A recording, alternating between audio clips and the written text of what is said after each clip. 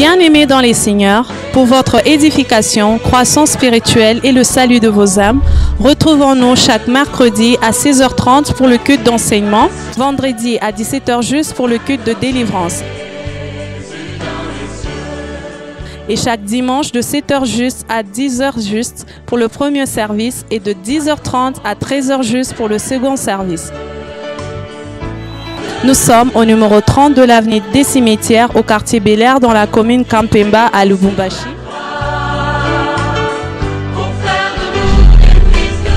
Cordial bienvenue à l'église Bread of Life Congo, paroisse mère, et que Dieu vous bénisse.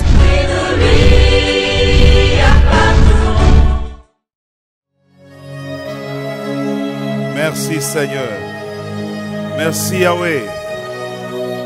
Merci Adonai. Reçois cette adoration. Reçois également nos acclamations. Reçois tout le respect que nous avons pour toi. Reçois-le dans le nom de Jésus-Christ. Merci. Adonai, le Dieu de paix. Shalom. El Shaddai. El Elyon. Elohim, le Dieu qui se suffit à lui-même. Merci. Au nom de Jésus, nous acclamons le Seigneur.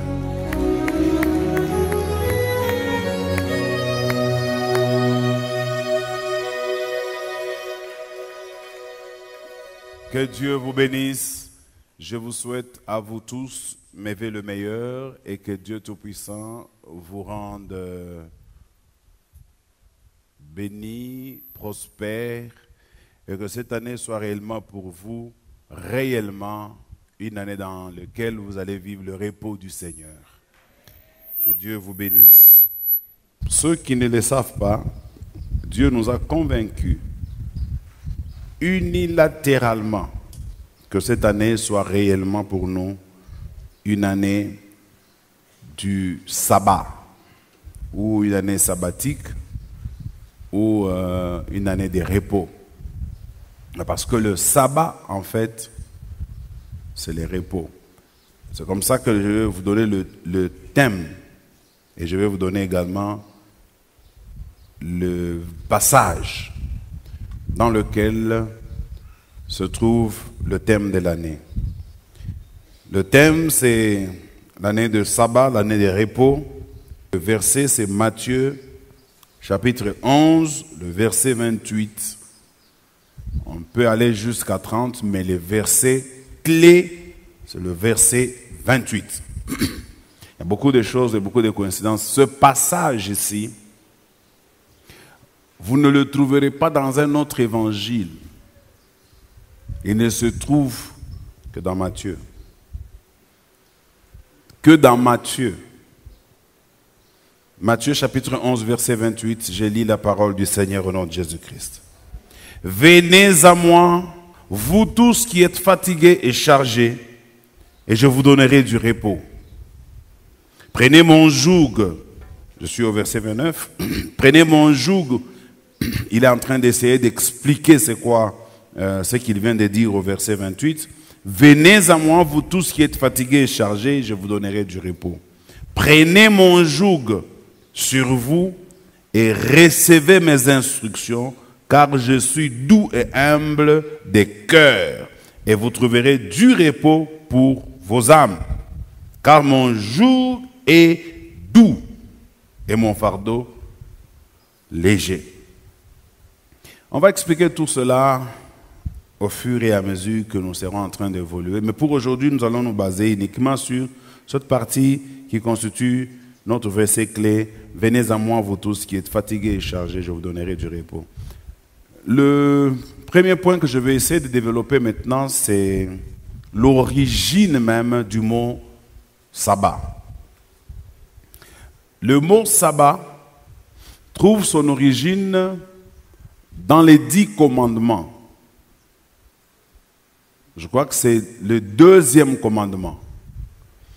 Parce que lorsque Dieu créa, C'est dans Genèse, particulièrement au chapitre 1er, le chapitre 2. Au 3e chapitre, Dieu n'a pas créé, c'est le chapitre où l'homme est tombé dans le péché. Dieu a créé au 1er et au 2e chapitre de Genèse. Alors, quand Dieu créa, il a utilisé 6 jours pour créer tout. Le vent, la pluie, les hommes. Et quand il a fini sa création, il va dire, selon la Bible, que le 7e jour, il se reposa. Dieu se reposa. Vous savez, par moment, quand on se pose la question de savoir, est-ce que Dieu a vraiment besoin de se reposer? Dieu là tel que vous le connaissez, est-ce qu'il a vraiment besoin de se reposer? Et pourtant, nous disons qu'il ne dort, ni ne chancelle, il veille sur nous. Si quelqu'un qui veille sur nous peut aussi avoir du temps de repos, c'est qu'il y a un problème. On va évoluer comme ça et puis les gens vont commencer à vivre jusqu'au mois d'avril, lorsqu'il était question de libérer les enfants d'Israël de leur esclavage en Égypte. Là, nous sommes déjà dans le livre de Exode, au mois d'avril. Il va se passer un événement, c'est que beaucoup de gens ne s'imaginent même pas combien de temps sépare la création dans Genèse ou la sortie des enfants d'Israël dans le livre d'Exode. Il s'est passé combien de temps? Pour votre gouverne, en Exode, il a existé Abraham. Plutôt, qu'est-ce que disais-je? Adam. Dans Exode, il a existé Noé. Noé, c'est un homme qui a vécu 950 ans. Dans Exode, il a existé les Terah. Il a existé les Abraham. Ce sont les gens qui ont vécu 120 ans. Je sais que vous faites déjà vos calculs. Et puis, il y a eu ses enfants, qui sont Isaac, Jacob, qui ont aussi vécu des années. Et ils sont allés en Égypte lorsque Joseph est devenu premier ministre. Et la Bible dit qu'ils ont fait 400 ans là-bas. Si vous ajoutez aux 1000 ans de Noé, vous ajoutez toutes ces années-là, selon les recherches qui ont été effectuées, ce n'est pas moins de 10 000 ans entre les deux, à la création et à la sortie de l'Égypte. Ça, c'est bibliquement. Mais quant aux scientifiques, eux disent qu'entre Genèse, chapitre 1er, quand je parle des scientifiques, je parle aussi des théologiens, entre Genèse, chapitre 1er, et Genèse, chapitre 2, il s'est passé des millions d'années. Parce qu'il parle d'un chaos qui a existé, qu'un météorite avait percuté la terre, et sous la terre, il y avait des dinosaures. Les dinosaures, ce sont des animaux qui étaient géants, gigantesques, et qui ont disparu avec cette catastrophe. Et la terre était informe et vide. C'est alors que Dieu créa une deuxième fois. C'est des théories aussi des théologiens et aussi des scientifiques discutent autour de ça. Là n'est pas mon problème. Donc ça veut dire qu'entre Genèse et Exode, c'est passé beaucoup de temps. Maintenant,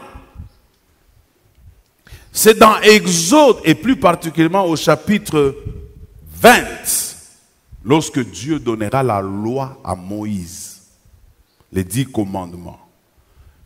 C'est dans son deuxième commandement que Dieu dit à Moïse que vous allez travailler pendant 6 jours, mais le 7e jour sera un jour de l'Éternel, un jour de repos, un jour sacré.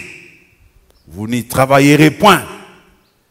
La question que moi je me suis posée, comment les hommes ont vécu pendant tout ce temps avant que Exode 20 existe. Ça veut dire les hommes travaillaient sans repos. Ils travaillaient premier jour, deuxième jour, troisième jour, quatrième jour, cinquième jour, sixième jour, septième jour, huitième jour, neuvième jour, dixième jour. Pas de repos. C'est comme ça que Dieu a dit non. Moi, quand j'ai créé pendant 6 jours, j'ai laissé le 7e jour. Et on parle du repos de Dieu au 7e jour. Il revient ici dans Exode pour dire, vous devez insérer vous aussi dans votre manière de vivre sur terre un jour de repos. Et qu'il va appeler le Shevat selon l'hébreu, qui va être traduit dans le grec par Sabbat, qui donnera naissance au sabbat. Mais en réalité, que le mot ne vous impressionne pas, il veut tout simplement dire repos. Repos. Je l'ai dit au premier culte, vous allez constater que dans la Bible, il y a beaucoup de questions qui sont restées dans la vie de beaucoup de gens sans réponse. C'est notamment des questions du genre, quel est le jour de sabbat? Parce que Dieu a dit d'honorer les sabbats et de ne pas travailler le jour de sabbat. On peut se poser aujourd'hui la question de savoir quel est le jour de sabbat. Est-ce lundi? Est-ce mardi? Je sais que quelques-uns disent que c'est samedi. D'ailleurs, samedi en Swahili, c'est sabbato. Sabbato, je crois. Donc, pour dire, c'est le sabbat, samedi. Alors, si c'est samedi le sabbat, pourquoi travaillons-nous? Sommes-nous en train de violer la loi de Dieu? Pourquoi travaillons-nous le samedi?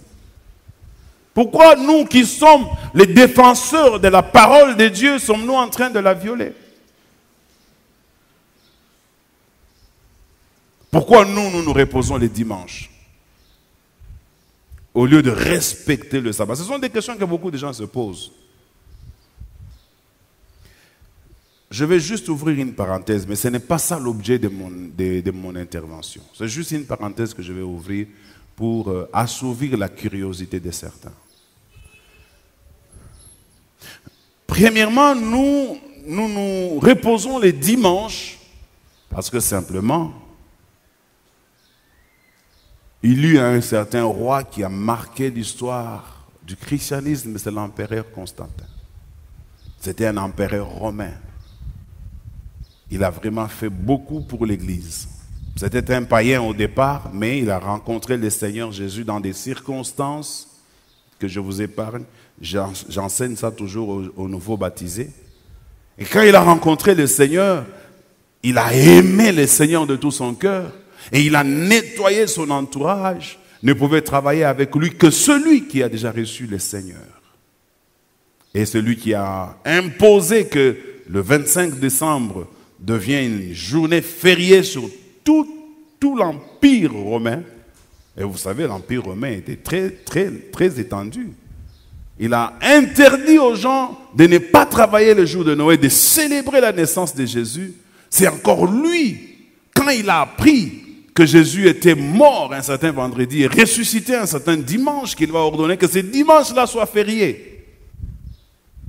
Lundi, mardi, mercredi, jeudi, vendredi, samedi, dimanche, ce sont des termes des Romains. Vous ne trouverez pas ça dans la Bible.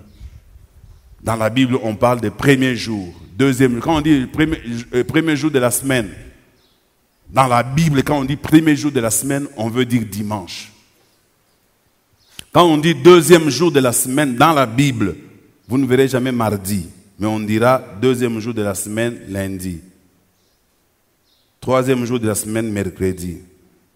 Quand on dit maintenant le 7e jour de la semaine, c'est notre samedi.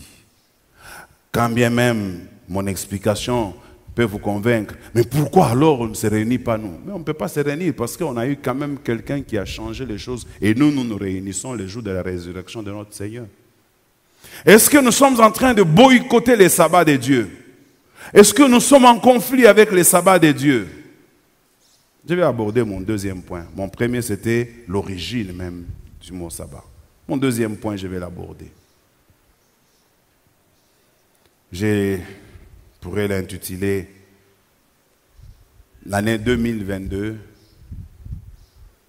cette année que nous avons consacrée pour le sabbat. Christ est notre sauveur. Dimanche nous rappelle sa résurrection. Il a réussi à changer le calendrier et à bouleverser les choses. C'est Jésus. Et quand il a fait tout ça, c'était un homme extraordinaire parce que même à son époque, il y a des choses peut-être que nous lisons sans tirer attention. Un jour de sabbat. Le hasard n'existe pas, n'est-ce pas? Un jour de sabbat, Jésus vient de finir sa retraite de 40 jours. Il s'est dit, je vais aller à la synagogue. La Bible dit que c'était les jours du sabbat. Et quand il entre, on lui donne le rouleau. Il ouvre le rouleau. Il tombe sur là où on a écrit « L'Esprit du Seigneur est sur moi, car il m'a oint. » Vous connaissez la suite. Pourquoi ça tombe seulement le jour de sabbat? Il n'y a pas de coïncidence, il y a une intention. Parce que les gens, les Hébreux, ont mal perçu la quintessence du sabbat. Pour eux, le sabbat, ils n'ont retenu qu'une partie des choses qu'il fallait ne pas faire pendant le sabbat. Mais ils ont oublié tout ce qu'il fallait faire pendant le sabbat. Parce que pendant le sabbat, il était interdit de travailler. Il était interdit de cultiver, de s'aimer, de moissonner, de lier les gerbes. Il y a plus ou moins beaucoup de choses comme ça qu'il ne fallait pas faire pendant le sabbat. Alors maintenant Jésus, un autre sabbat, il arrive dans la synagogue. Il est là devant comme moi, en train de parler. Il y a un homme qui avait une main sèche. Le jour de sabbat. Jésus le voit. Il l'appelle. Tous les pharisiens, les détenteurs de ce sabbat, s'approchent pour regarder ce qu'il va faire. Jésus lit dans leurs pensées. Et Jésus guérit cet homme le jour de sabbat. Il s'approche gentiment de lui et dit, « Si tu es réellement le Messie, mais tu dois savoir que le sabbat, on le respecte ici. Et que c'est un ordre perpétuel de Dieu lui-même. Toi, tu n'as pas 6 jours pour guérir tes malades. Pourquoi tu dois le faire le jour de sabbat? » Jésus leur dit, vous, qui d'entre vous, si sa brebis tombait dans une fosse le jour de sabbat, va laisser sa brebis dans la fosse jusqu'au lendemain pour aller récupérer sa brebis? Pourquoi voulez-vous que Dieu voie ces malades, quelqu'un qui a souffert toute sa vie avec une main sèche, que Dieu ne puisse pas les sauver les jours de sabbat? Est-ce que Dieu a dit qu'il ne peut pas, lui, travailler le jour de sabbat? Dieu a dit qu'il ne peut pas sauver les jours de sabbat. Il y a beaucoup d'exemples comme ça de sabbat. Même la femme qui était courbée pendant 18 ans, c'était les jours de sabbat. Un autre jour, Jésus attaque encore le sabbat. Est-ce que Jésus est contre le sabbat? Non, vous allez comprendre là où je vais. Un autre jour, Jésus est en train de partir avec ses disciples, ils sont derrière lui. Normalement, cette partie ici, je vais l'enseigner les dimanches prochains. Ils arrivent en train, vous savez, c'était au village à l'époque, ils traversaient des champs, des ruisseaux, des rivières. Ils arrivent dans un champ et ils ont... Est-ce qu'ils avaient faim? Je ne sais pas, la Bible n'en parle pas. Mais ces disciples vont engranger quelques graines qu'ils vont manger à la main.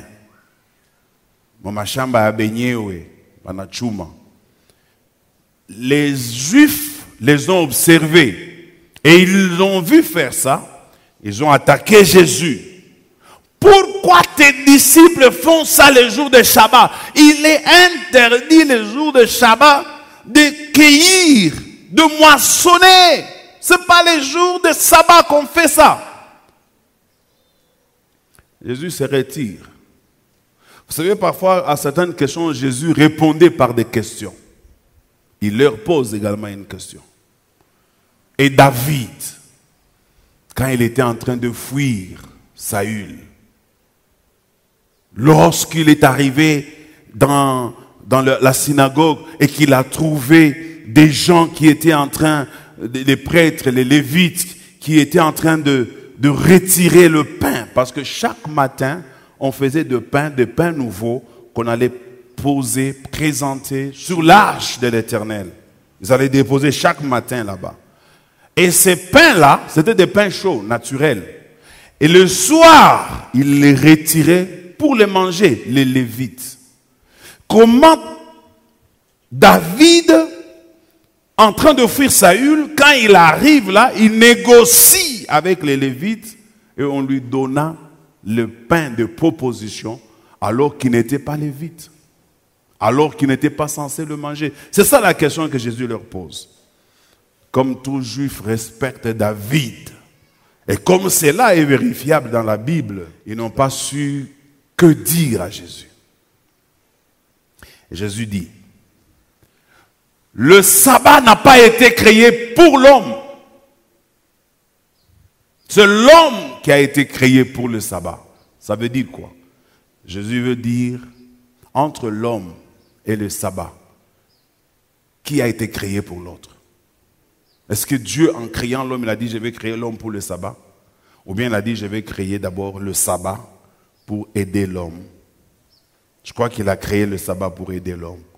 Vous savez, la plupart des lois de Dieu, je dirais 60 ou 70% des lois de Dieu, ce sont des lois que Dieu a prises juste pour le bien-être, le savoir-vivre, et pour permettre aussi à l'homme de vivre longtemps, parce que vous savez que le repos est très important. Pour ce qui concerne le sabbat, les hommes travaillaient sans repos. Les hommes, si on ne leur interdisait pas de se reposer, c'était bien pour leur propre corps. Mais ils pouvaient travailler jusqu'à X temps. Le repos, Dieu l'a créé de beaucoup de manières.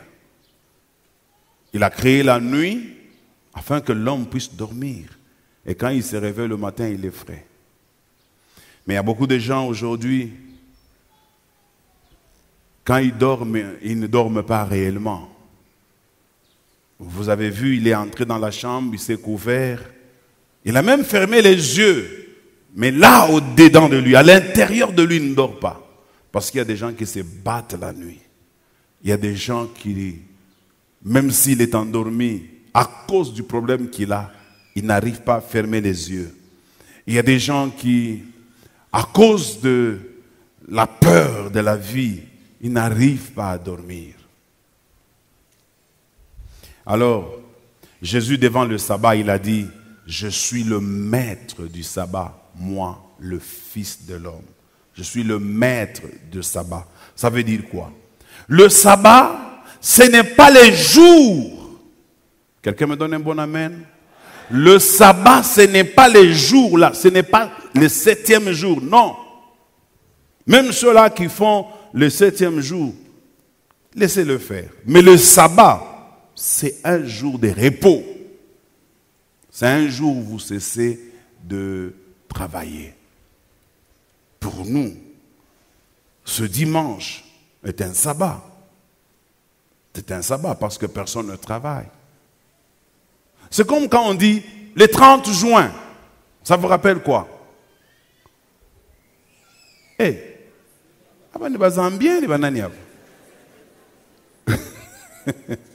le 30 juin, ça vous rappelle quoi? Voilà. Et pourtant, l'indépendance ne veut pas dire le 30 juin. Ils ont pris le 7e jour pour le sabbat, alors que le sabbat, ce n'est pas le 7e jour. Le sabbat, c'est le repos. Ça veut tout simplement dire repos. C'est pour cela que nous aussi, nous avons annoncé cette année comme étant une année de repos, une année de sabbat. Je vais expliquer pourquoi. Je vais terminer par là, j'ai encore 30 minutes. Pourquoi pour nous, c'est une année de repos? Pourquoi pour nous, c'est une année de sabbat? D'abord, lorsque Dieu m'a donné cela, je me suis battu avec ça. Vraiment, je me suis battu avec ça. Parce que moi-même, il y a eu des questions que je me suis posées là-dessus. Seigneur, pourquoi cette année est une année de sabbat? Alors le Seigneur devait prendre du temps pour m'expliquer. Et j'ai béni Dieu à cause de Papa Aimé, qui est venu me voir aussi pour dire qu'il avait reçu de la part de Dieu une révélation selon laquelle le thème de cette année va nécessiter beaucoup d'explications et beaucoup d'enseignements pour que les gens comprennent et que cela soit une réalité dans leur vie. Et ce matin encore, il m'a dit qu'il n'a pas dormi, il a reçu de grandes révélations sur le thème, le sabbat. Et Dieu a même commencé à lui expliquer le sabbat. Je me suis dit, gloire au Seigneur. Donc je ne suis pas seul dans cette histoire. Dieu te montrera aussi que cette année est une année du sabbat. Alors, d'abord, j'ai posé la question à Dieu dans ma prière. Seigneur, moi je savais aussi, comme tout le monde, que le sabbat, c'était le 7e jour, ou la 7e année, ou la 49e. Mais comment expliquer que 2022, où est 7? En quoi c'est le sabbat? C'est alors que le Seigneur a commencé à m'enseigner. Premièrement, il m'a dit, le sabbat, ce n'est pas le chiffre 7. Ce n'est pas le chiffre 7. Le sabbat veut dire repos. Deuxièmement, il a dit, si tu veux que je te donne le chiffre 7, je vais te le donner. Prends les 25 ans que vous venez de passer. 25. Ça fait 2 et 5. Fais l'addition. Ça donne combien? Je dis merci Seigneur. Ajoute encore. Il me dit, allons-y. Prends l'année 2022. Il y a combien de chiffres? J'ai dit 4. Combien de chiffres porte le chiffre 2? J'ai dit 3. Il dit 4 plus 3, ça donne combien? J'ai dit 7. J'ai dit gloire au Seigneur. Il dit avance encore. Il dit je n'ai pas fini. Il dit prends l'année 2022. Il y a combien de... Fais l'addition de tous les chiffres. Je fais l'addition de tous les chiffres. Ça donne combien? 6. Je dis mais Seigneur, ça donne ici. Il dit non. Il y a combien de zéros? Il y a 1. Si tu additionnes, ça fait combien? Ça fait 7. Je dis gloire au Seigneur. Il m'a enseigné encore beaucoup de choses. Il me dit ceci. Faites attention et dites ça à l'église. 2 plus 2 plus 2 égale 6. 6 est un chiffre très dangereux parce que ça nous révèle 666. Quand vous allez dans Apocalypse, que dit Apocalypse? C'est 666, ce n'est pas le diable. Église, ouvrez bien les oreilles. Dans la Bible, dans Apocalypse, on ne parle pas de 666 pour parler du diable. Vous allez vérifier, c'est dans Apocalypse 13, je pense. On ne parle pas du diable, non. Dans Apocalypse 666, on parle d'un homme. Parce qu'on dit que celui qui a de l'intelligence comprenne que c'est le chiffre d'homme Ce n'est pas le chiffre du diable. 6, c'est le chiffre d'homme. L'homme a été créé le 6e jour. À l'homme, Dieu a donné de travailler pendant 6 jours. Ça fait déjà combien? 2, 6. Dans les 666, l'homme va prendre son pouvoir qu'il a sur terre et il va s'allier avec le diable. L'homme, là, on l'a appelé la bête. C'est le chiffre de la bête. La bête, c'est l'homme. 666, c'est un homme. Il va s'élever un homme qui sera très fort. Très fort. Et c'est lui qui va donner pouvoir au diable. Et cette année 2022, si Dieu dit que ça sera une année de sabbat, c'est que Dieu refuse que l'homme prenne cette année. Il la donne au diable parce qu'il y a le chiffre 6, qu'il la donne au diable et ça risque d'être très dangereux. Faites très attention de ce que je suis en train de dire. Et Dieu veut s'approprier cette année pour lui. Quelqu'un me donne un bon amen. Il y a tellement beaucoup de matière. Je me rends compte que ce que je suis en train de vous dire, vous, ce n'est pas ce que j'ai dit au premier culte. Je vous demande simplement de suivre attentivement comment nous allons évoluer avec la démonstration de ce que nous sommes en train de vous annoncer. Alors, Dieu veut que nous puissions comprendre et confesser. Comprendre et confesser. Parce que le salut et la délivrance viennent par la confession. Quand tu ne confesses pas, tu ne seras pas sauvé. Quand on croit, c'est bien, c'est la justification. On est justifié, on est sauvé. Mais quand on confesse, on est délivré. Quand on confesse, on a la victoire. Confesser chaque matin quand tu te réveilles. Tu dis, Seigneur, cette année, tu l'as dit toi-même, c'est une année du sabbat. Cette année, c'est une année de repos. Cette année, c'est une année du sabbat. Prie, répète-le, habitue-toi à cela. Je ne sais pas ce qui se planifie dans ce monde. Je ne sais pas ce qui va se passer. Mais ce dont je suis sûr, pour toi et moi, qui sommes de cette église Bread of Life, Dieu va nous épargner de manière spectaculaire. Ah non, ah non. Je crois que je voudrais qu'en toute modestie, que je reconnaisse tous les bienfaits que Dieu a fait pour cette église. Nous sommes une église exceptionnelle. Une église, après 25 ans, nous n'avons jamais connu de division. Personne dans cette église n'est sorti avec 10 personnes. Et je crois qu'il en sera comme ça jusqu'à la fin. Et si quelqu'un pense qu'il peut faire ça, il se trompe, il partira seul avec sa famille. Ça, c'est une église de Dieu. 25 ans, quelle est l'église qui a fait ça? Sans division. C'est pourquoi je crois que Dieu peut nous donner ces repos-là avec raison. Il peut nous donner ces repos avec raison. Il peut dire, vous avez travaillé 25 années.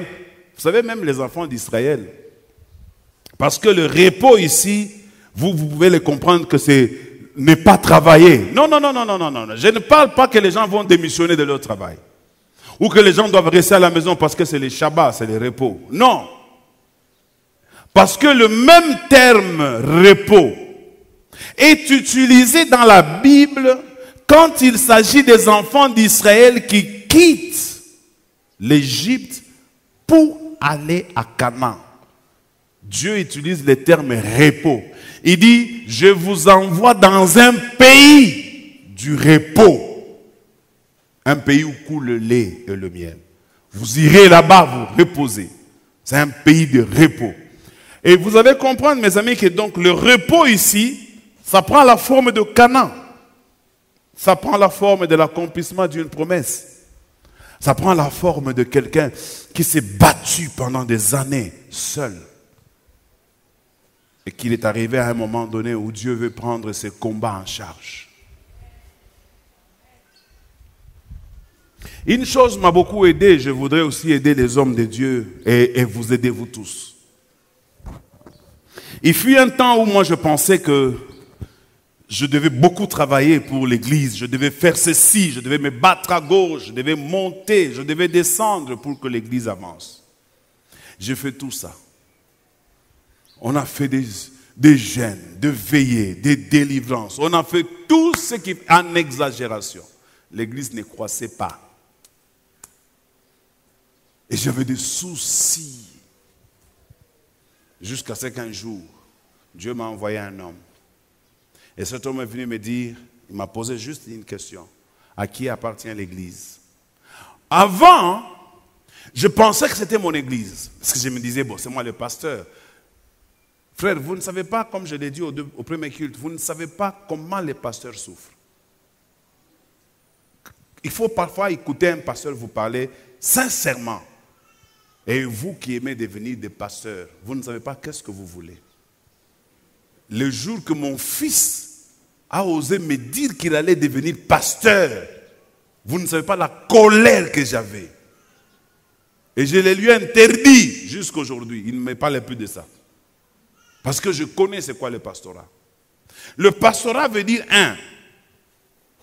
les gens qui viennent à l'église, tu les considères comme si ils viennent pour que toi, tu invoques Dieu pour que Dieu les bénisse. Ça veut dire, au-delà de mes problèmes personnels, j'ai les problèmes de tout un chacun d'entre vous dans ma pensée, dans mon esprit.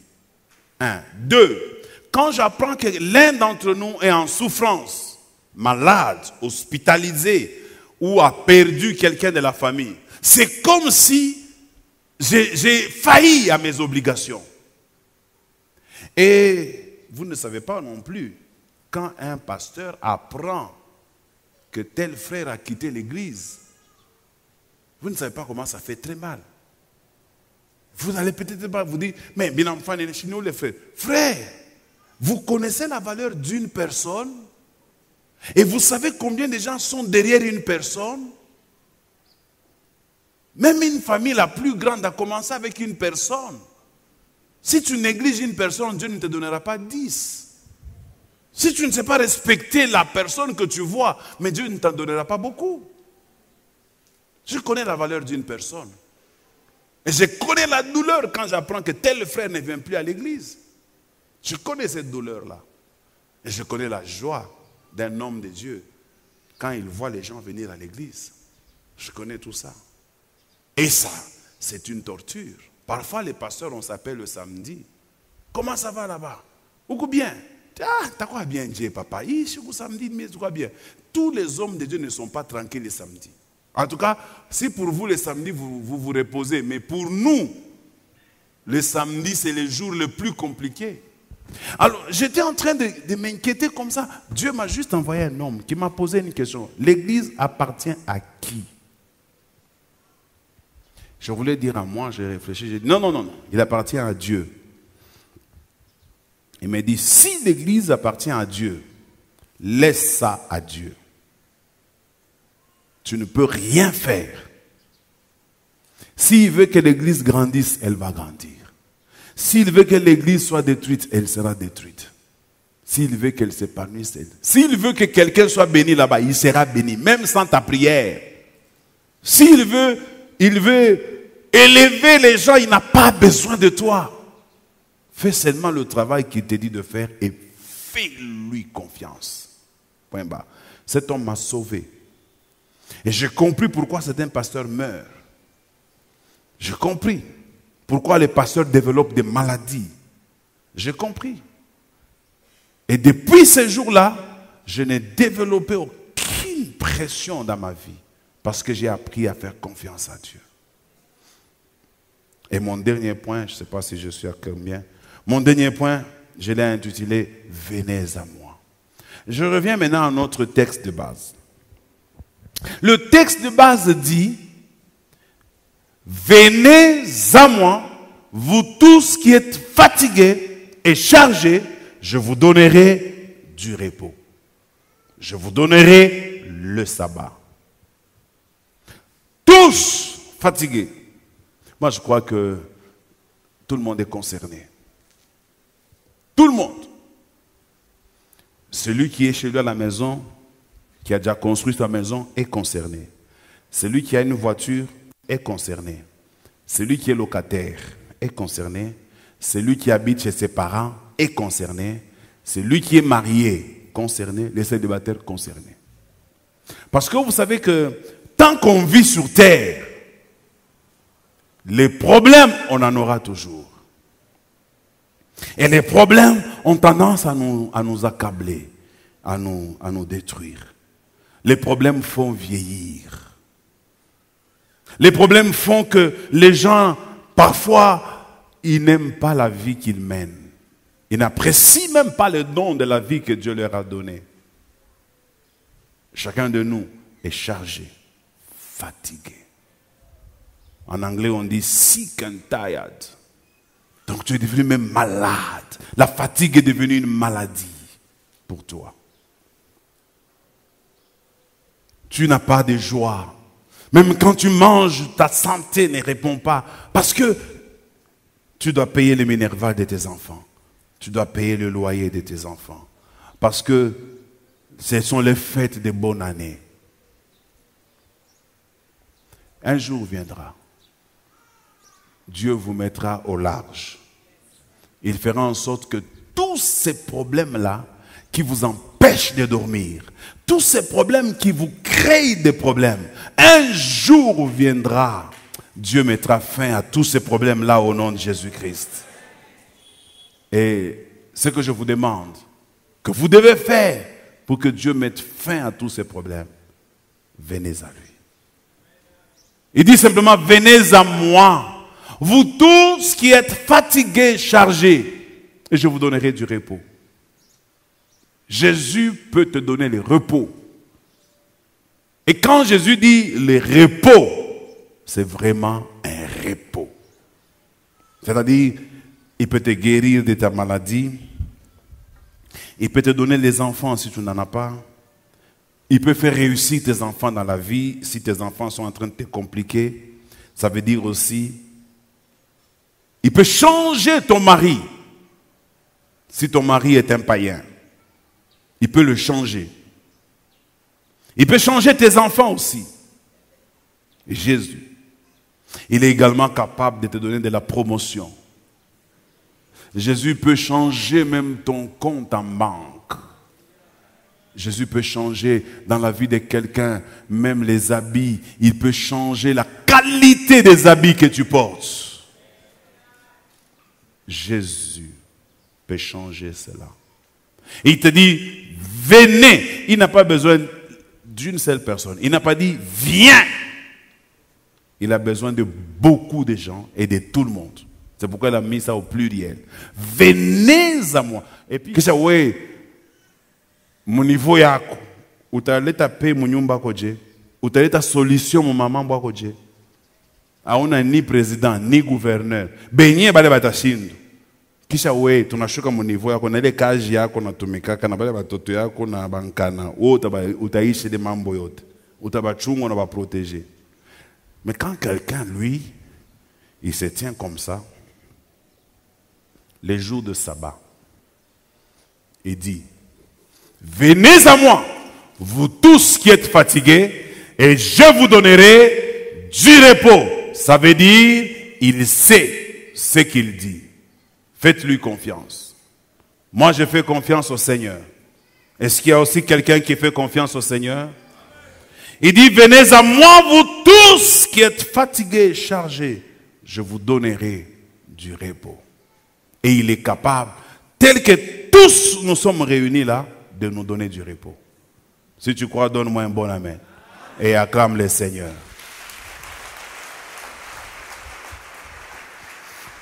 Ta manière d'acclamer est en train de m'inquiéter. On dirait que tu n'es pas très sûr de ça.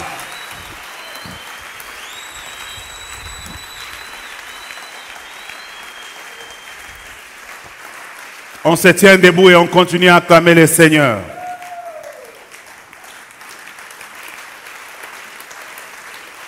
Maintenant, écoute-moi. Il y a plusieurs sortes de repos.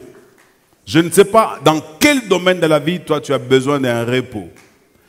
Tu vas regarder dans quel domaine de la vie tu as besoin du repos. Il y en a qui ont besoin du repos financier. Je ne sais pas. Un autre, peut-être du côté finance, il a déjà un bon repos.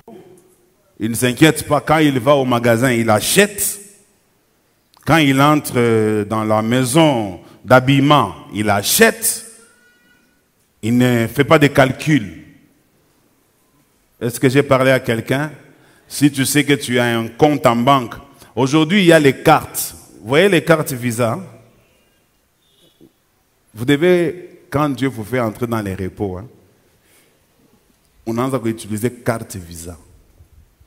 Quand on compte quelque chose de consistant, presque tous les magasins ici en ville, ils utilisent les systèmes de cartes. On a fait tout par magasin, par comptoir, on a chimama. Bana kuleta bintu bile urbewa bi kama ni ngapi, kama ni bia $200, kama ni bia 250, kama ni bia 1000, unaingisha tu cards, unaswape chapa chapa chapa chapa chapa. Bana kata mu bank, tiki tiki. Ka carte tu unarucha mfuko. Unale. Mais kuku bengine kama nafika pa kuuza. Ana calculer ni una ngapi, ni una $30. Hii ni ngapi? 45. Mais aripenda. Mais ana capable à kuibeba. Mais si Dieu te donne le repos financier, tu dis c'est combien, et si tu aimes, tu prends. Tu n'as pas besoin de tourner la tête parce que tu es dans le repos financier. Il y a aussi un autre repos, c'est le repos conjugal. Ma soeur, mon frère, il y a des gens qui ont besoin d'un repos dans leur mariage. Donc, Bibi na bwana abibambe, abibambe. Mais Dieu, cette année, il te donnera le repos. Et il est capable de faire dompter les maris les plus compliqués du monde. Moi, je suis devenu aujourd'hui pasteur, mais j'étais très compliqué quand j'étais païen. Et puis, maman Sylvie dit, monea kasana. Maman Sylvie n'a pas mis comme Christ.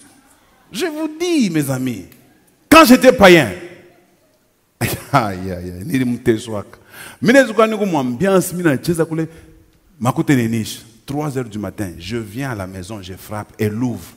En tant que tu dis, bacha ni mamba ko basoda be nchunga penje, il faut ni bapacho quelque chose njo banyachi, anashika boka. Mine ba makuta mine enda, mine endelele. Mine ndia kesho eko kimia, akipime mine pika. Mais il y a un jeune homme qui a fait 33 ans sur terre, mais qui est capable de renverser les grands, les petits. Il est capable de renverser les gens qui ont 50 ans, 60 ans, il te renverse. Et puis quand Jésus a renversé, il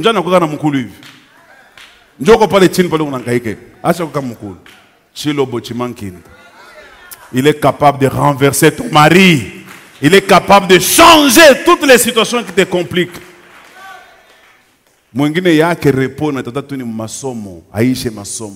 Dieu te donnera des repos. Alors je vais te demander de prier le Seigneur. Tu dis, Seigneur, j'ai besoin de ce repos-là. Il y a une seule condition qu'on nous demande.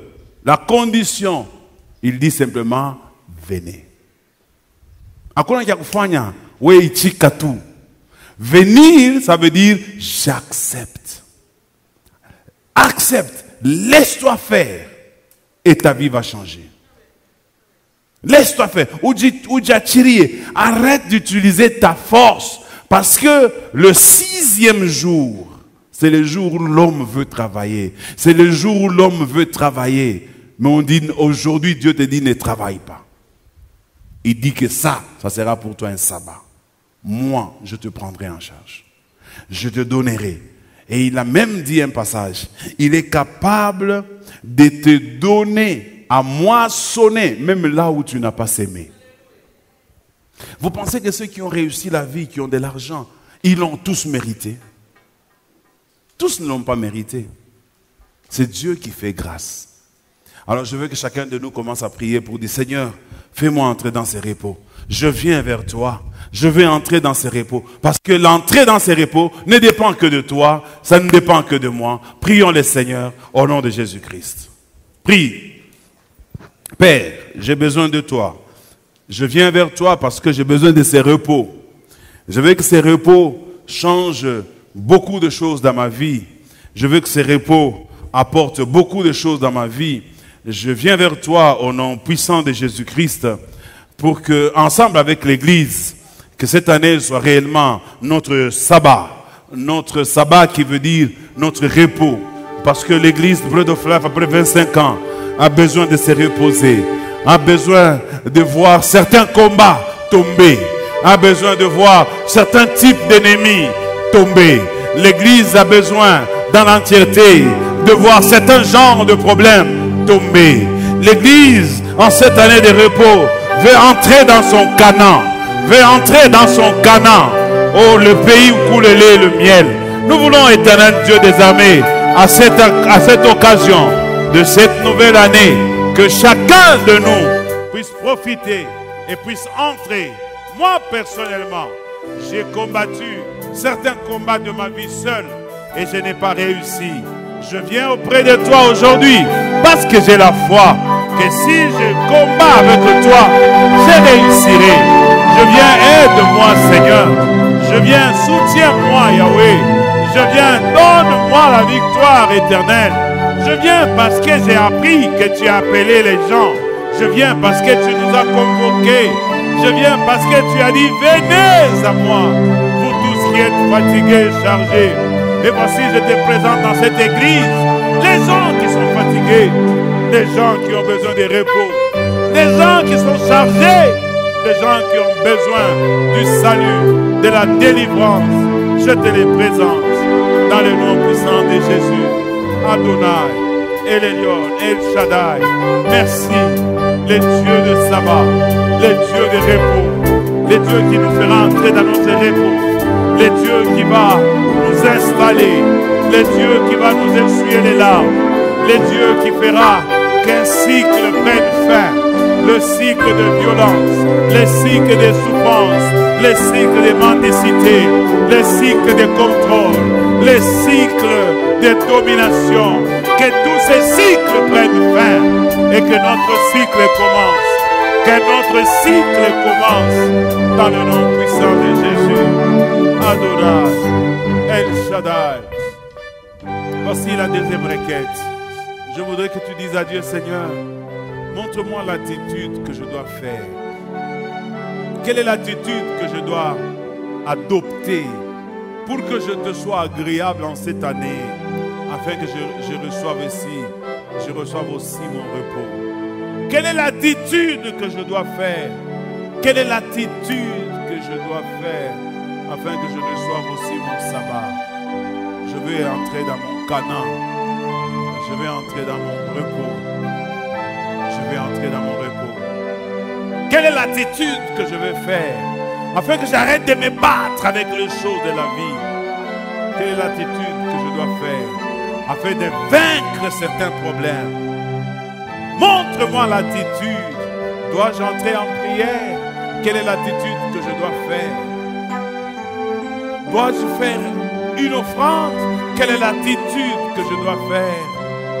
Quelle est l'attitude, Seigneur? Prie que le Seigneur te montre une attitude que tu dois faire pour que lui agisse. Ton attitude, c'est ça ta réaction à son appel. Ton attitude sera ta réaction.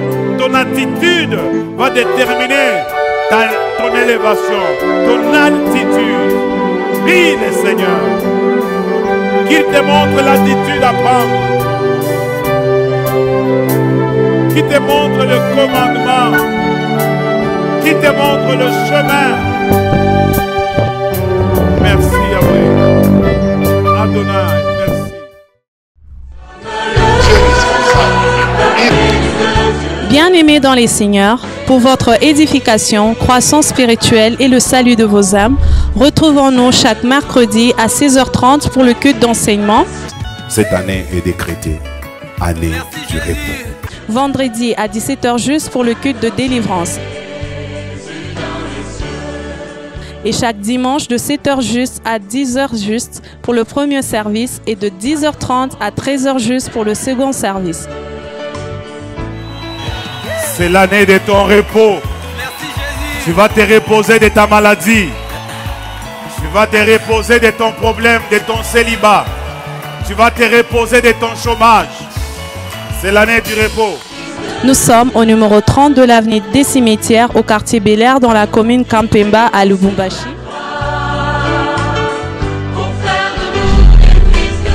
Cordial bienvenue à l'église Bread of Life Congo, paroisse mère, et que Dieu vous bénisse.